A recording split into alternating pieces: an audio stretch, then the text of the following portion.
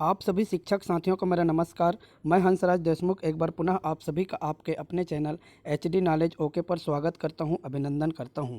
शासन का आदेश है कि cgschool.in पोर्टल पर सभी शिक्षकों को पंजीयन करना बहुत ही अनिवार्य है तथा पंजीयन करने के पश्चात विद्यार्थियों को ऑनलाइन पढ़ाई एवं पाठ्य सामग्री उपलब्ध कराना है तथा इस पोर्टल पर बच्चों को होमवर्क भी दिया जाना है तथा होमवर्क को बच्चे करने के पश्चात अपलोड करने के बाद शिक्षक होमवर्क को जांच करके पुनः बच्चों को प्रेषित करेंगे।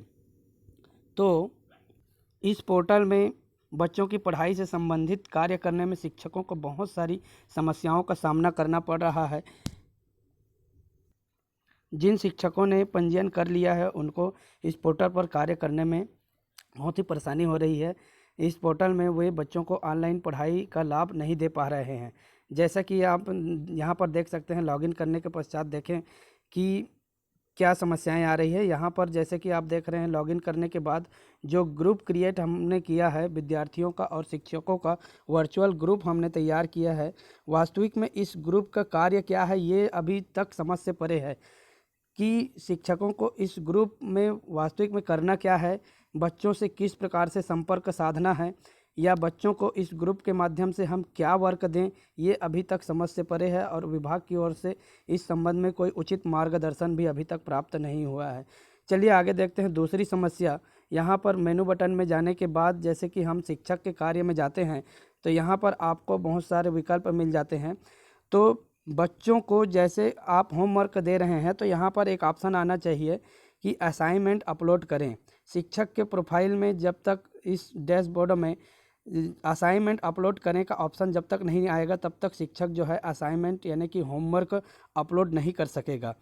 यहाँ पर देख लीजिए आप लोग, असाइनमेंट जांचे का विकल्प दिखाई दे रहा है। तो असाइनमेंट अपलोड किए बिना ही असाइनमेंट कैसे जांच सकेगा शिक्षक? जब तक बच्चों को वो होमवर्क देगा नहीं और बच्चे होमवर्क करके अपलोड नहीं करेंगे तब तक शिक्षक जो है होमवर्क को कैसे जांचेंगे। तो ये असाइनमेंट जांचे का ऑप्शन पहले आ गया है और असाइनमेंट अपलोड करे का ऑप्शन यहाँ पर आना चाहिए। तो इस प्रकार से यहाँ पर बहुत सारी दिक्कतें हैं।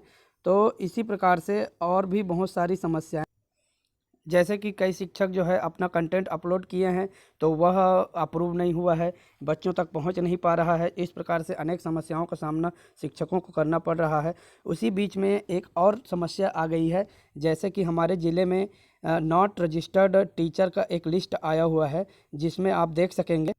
यहाँ पर देख लीजिए, हमारे ज़िले का ये नॉट रजिस्टर्ड टीचर लिस्ट जारी किया गया है।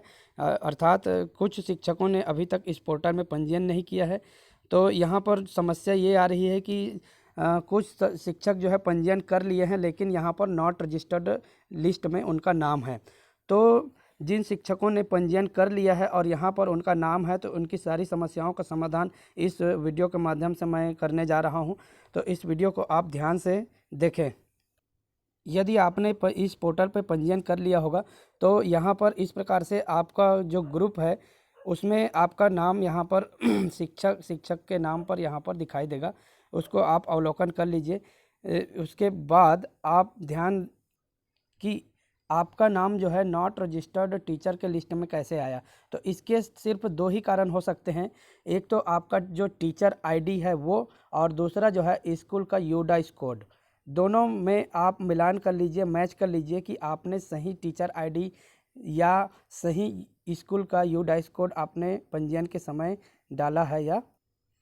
तो चलिए आगे देखते हैं। हमारे एक शिक्षक साथी जिनका पंजीयन हो चुका है लेकिन इस नॉन रजिस्टर्ड टीचर लिस्ट में उनका नाम है, तो उनका क्या त्रुटि है ये जांच करके देखते हैं। सबसे पहले तो उनका मोबाइल नंबर और आईडी करके लॉगिन कर लेते हैं। लॉगिन करने के पश्चात उनका जो ग्रुप है उसमें उनका नाम यहाँ पर जो दिखाई दे रहा है, उनका नाम यहाँ पर है। तो सबसे पहले हम मेनू बटन में चले जाएंगे। मेनू बटन में जाने के बाद शिक्षक के कार्य को प्रेस करेंगे और शिक्षक के कार्य को प्रेस करने के बाद शिक्षक प्रोफाइल संशोधन को प्रेस करेंगे। जैसे ही हम शिक्षक प्रोफाइल संशोधन को प्रेस करते हैं तो यहाँ पर जो है शिक्षक का पूरा डिटेल खुल के आ जाता है। तो यहाँ पर आप देख लीजिए, अवलोकन कर लीजिए, हमारे जो शिक्षक साथी है उनका जो टीचर कोड यहाँ पर नहीं भरा हुआ है।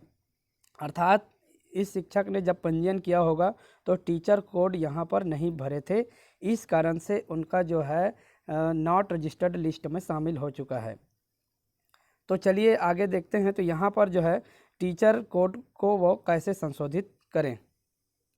सबसे पहले जो संबंधित शिक्षक है जिनका लिस्ट में नाम है, वो जो है अपने मोबाइल पर यहाँ पर देख रहे हैं टीम्स टी में आ जाएंगे। टीम्स टी ऐप को प्रेस करेंगे।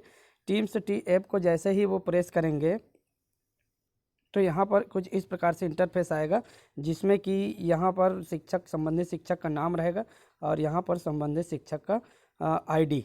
तो इसको भली भांति अवलोकन कर लीजिए और इस आईडी को आप जो है cgschool.in पोर्टल पर जो पंजीयन शिक्षक आईडी है वहाँ पर आप इसको फिल करेंगे। तो इस स्थान पर टीचर कोड के स्थान पर हम उस टीचर के टीम्स टी आईडी को यहाँ इंटर करने के पश्चात पंजीयन करें बटन को प्रेस करें। तो इस प्रकार से जो है वह शिक्षक जो है पंजीकृत हो जाएगा और उनका जो है रजिस्टर्ड लिस्ट में शामिल हो जाएगा, नॉट रजिस्टर्ड से हट जाएगा। नॉट रजिस्टर्ड लिस्ट में आने का एक दूसरा कारण भी हो सकता है, जैसे कि कुछ शिक्षकों का जो है अध्यापन व्यवस्था के तहत दूसरे स्कूलों में संलग्न किया गया है।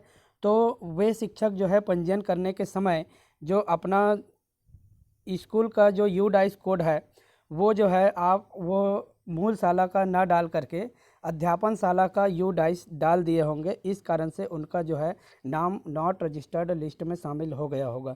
तो वे भी एक बार अवलोकन करके देख लें कि उन्होंने कौन से स्कूल का संलग्न शाला स्कूल का आईडी यूडाइस आईडी इंटर किए हैं या फिर अपने मूल शाला का। तो वे जो है अपनी मूल शाला का यूडाइस कोड इंटर करके पंजीयन करेंगे, उसके बाद उनका भी सुधार हो जाएगा। तो इस प्रकार से शिक्षकों के पंजीयन की समस्या को मैंने इस वीडियो में दूर करने का प्रयास किया हूँ। यदि आप सभी को यह वीडियो पसंद आता है तो लाइक करें, शेयर करें एवं यदि आप मेरे चैनल में नए हैं तो सब्सक्राइब कीजिए एवं बेल आइकन को भी प्रेस कीजिए ताकि आपको मेरे आने वाले हर नए वीडियो का नोटिफिकेशन तुरंत मिल सके। अगली वीडियो में इसी प्रकार की नई जानकारी के साथ हम फिर मिलते हैं। तब तक के लिए आप स्वस्थ रहें, मस्त रहें, व्यस्त रहें। धन्यवाद।